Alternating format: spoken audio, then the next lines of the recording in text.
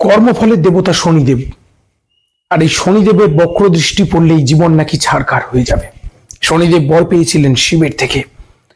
এই শনির দোষ, শনির বক্র দৃষ্টি কাটানোর জন্য 5টা কাজ, আজকে সেই বিষয়ে কথা বলা। প্রথম কাজ, সকাল সকাল ঘুম থেকে উঠে পড়ুন, বেলা অবধি ঘুমোবেন না। শনির দশা, শনির দোষ যাদের চলছে তাদের প্রথম উচিত অলসতা দূর করা, কারণ শনিদেব কিন্তু কর্মফলের দেবতা। দ্বিতীয় কাজ, যারা শনির দশা কাটাতে চান, সময় খারাপ যাচ্ছে, অর্থদণ্ড যাচ্ছে, মানদণ্ড যাচ্ছে, চারিদিকে প্রবলেম, প্রথম কাজ হচ্ছে ভালো কাজ করা। নিঃস্বার্থভাবে অন্যের সেবা করুন, দান করুন।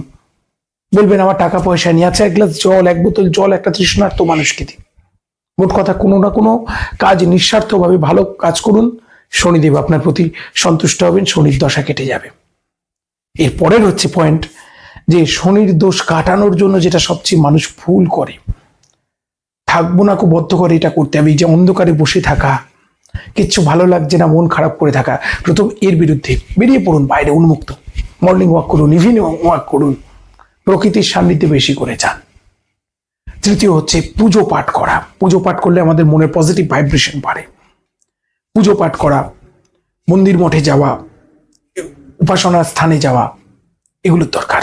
চতুর্থ, শনির দোষ কাটানোর জন্য, মনকে হালকা রাখার জন্য কিছু পজিটিভ মানুষের সঙ্গ করা, মন খুলে গল্প করা, তাই না, আর নেগেটিভ সঙ্গ পরিহার করা।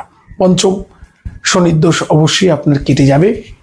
প্রত্যেকটা শনিবার বিশেষ করে একজন মানুষকে অন্নদান করার চেষ্টা করুন।